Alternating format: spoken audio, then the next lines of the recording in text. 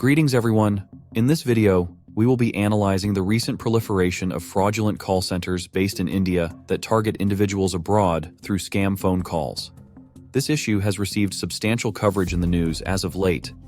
To provide some background, India has developed into a major hub for criminal call centers that engage in widespread scamming operations, particularly aimed at residents of Western nations. Individuals at these centers often pose as government tax officials, immigration agents, or technology support representatives in an attempt to extort money or sensitive details from their victims. Over the course of this video, I will examine the key factors that have led to the growth of these fraudulent call centers in India. My analysis will aim to be neutral and fact-based, avoiding subjective judgments. The goal is to foster thoughtful discussion around an important and multi-layered topic. I hope you find this overview informative as we delve into the complex dynamics enabling this concerning trend. Please like and subscribe for more content of this nature.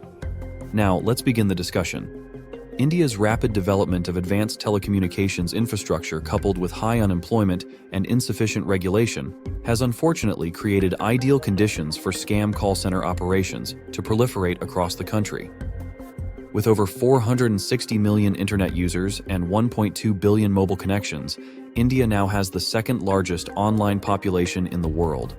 This massive growth in connectivity can be attributed to billions invested in fiber optic networks, 5G trials, and efforts to provide affordable smartphones and data plans, even to rural and low-income demographics.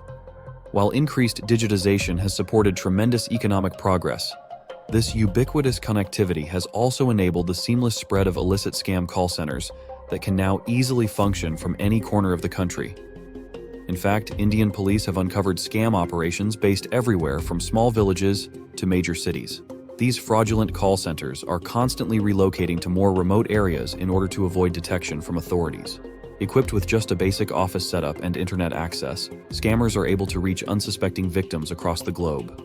They often pose as IRS, immigration, or tech support agents over VoIP calls and attempt to extort money or sensitive personal information. Unfortunately, there is no shortage of young Indians eager to work in these scam centers, which require little qualification besides basic English-speaking proficiency. With a youth population exceeding 500 million and an estimated 13.9% unemployment rate, many graduates are desperate for income and drawn to scam positions that may pay 10 times local wages. Their educational background also enables them to perform more sophisticated social engineering and fraud tactics. These unemployed youth, especially from poorer states like Jharkhand, Uttar Pradesh, and Rajasthan, are willing to overlook the illegal nature of scam centers since it offers their best option for earning income. While exact data is unavailable, some researchers estimate over 100,000 Indians work in cybercriminal enterprises, the majority in scam call centers. Police raids across Mumbai, Pune, Ahmedabad, and other cities have revealed booklets with thousands of names and phone numbers of U.S. citizens which scammers methodically call through. Using VoIP to mask numbers as IRS, tech support, or kidnappers demanding ransom, these centers may extort millions from American victims. One Bangalore-based scam center busted in 2018 had defrauded over 15,000 Americans, totaling nearly $15 million in losses. The prolific growth of scam call centers has led the U.S. Federal Trade Commission to rank India as the #1 source of phone fraud in America. Over 2/3 of the Social Security scam calls tracked by the FTC originated from India-based phone numbers. Unfortunately, Indian law enforcement faces major challenges in cracking down on scam call centers that essentially operate in plain sight. No current national laws explicitly prohibit running fraudulent call centers. In 2006, India passed the Information Technology Amendment Act to cover cybercrime, but it lacks provisions to charge call center scammers. Furthermore, enforcement jurisdiction is limited since the victims are abroad. India's overburdened police force lacks resources to properly monitor thousands of call centers spread across the vast country. The scam operations also exploit legal loopholes to avoid criminal charges. Illicit call centers regularly relocate before raids, register under false information, or otherwise conceal illegal activity within legitimate businesses. While local police shut down over 50 scam call centers in Gujarat last year, most reopen soon after under new names and locations. Even arrested scammers are quickly released on bail, so police rarely build strong cases required for convictions. Clearly, the unprecedented growth and misuse of India's telecom infrastructure has enabled scam call centers to thrive. Their operations exploit high unemployment and legal gaps while causing severe financial damages to victims abroad. To combat this issue, India must urgently update cybercrime laws, increase enforcement, and work with other countries to prosecute offenders and protect citizens worldwide from phone fraud.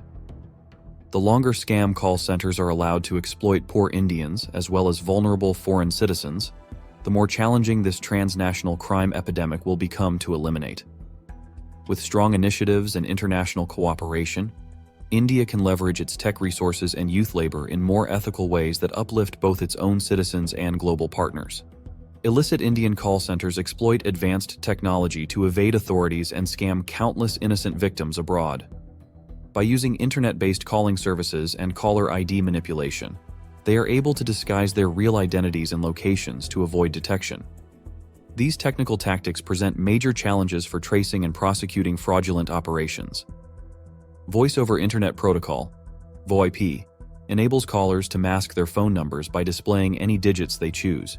Scammers regularly spoof IRS, tech support, or other legitimate-looking numbers to convince victims.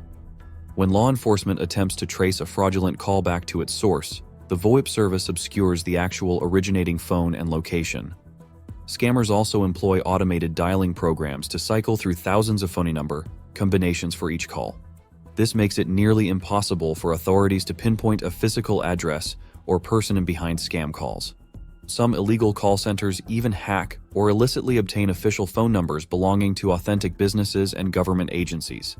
Displaying a genuine number on the victim's caller ID exponentially increases their credibility and likelihood of success. By spoofing official numbers, scammers also avoid easy blacklisting of illegal numbers at the carrier level. These techniques allow illicit call centers to extensively use technology for identity hacking and evading authorities. Beyond evasion of authorities, technology also enables scam calls to efficiently target millions nationwide. Auto-dialers and customer databases obtained through previous data breaches or black markets allow scammers to blanket entire regions while displaying different spoofed numbers. This mass-scale operation floods thousands with scam calls daily, overwhelming any individualized tracing or investigation efforts. Without being able to reliably identify scam callers or trace calls back to a physical location, law enforcement faces massive barriers to building cases or stopping illegal centers. The few centers that are raided often reopen soon after as scammers exploit corruption by bribing local police and officials. In India's bureaucracy, underpaid officials in charge of telecom regulation or cybercrime are known to accept bribes for leaving scam call centers alone and even leaking investigation details. This systemic corruption further enables fraudulent call centers to function freely. Scammers arrested during raids are quickly released after paying nominal fines and resume operations. With officials paid to ignore their crimes, owners of illicit call centers often act with impunity and no fear of real prosecution or shutdowns. They are confident of restarting the lucrative scam enterprise even after temporary closures during police raids. Until corruption can be reduced and regulation enforcement strengthened, advanced technological tactics will be exploited by determined scammers. India must prioritize official training, monitoring programs, and incentives to eliminate bribery protecting criminal call centers. Officials and telcos should also be mandated to report spoofed numbers, unmask identities, and improve caller verification technology. Combined with public education on common scams, these countermeasures can help mitigate the ongoing victimization enabled by evasive technological tactics. In summary, the proliferation of scam call centers in India is tied to a mix of economic woes, technical abilities, regulatory gaps, corruption, social attitudes, greed, and ineffective legal deterrence. Increased global pressure and crackdowns have hampered their growth, but scammers continue to adapt and exploit remaining vulnerabilities. Going forward, stronger government policies focused on enforcement and deterrence are required. But broader reforms of socio-economic factors are equally important to address the root causes that allow scam cultures to persist in disenfranchised communities. With sustained efforts across the board, India can overcome its association with scammers in the future. Thank you for watching. Please like and subscribe for more content analyzing complex global issues objectively and in depth. Your support helps improve the quality and reach of our channel.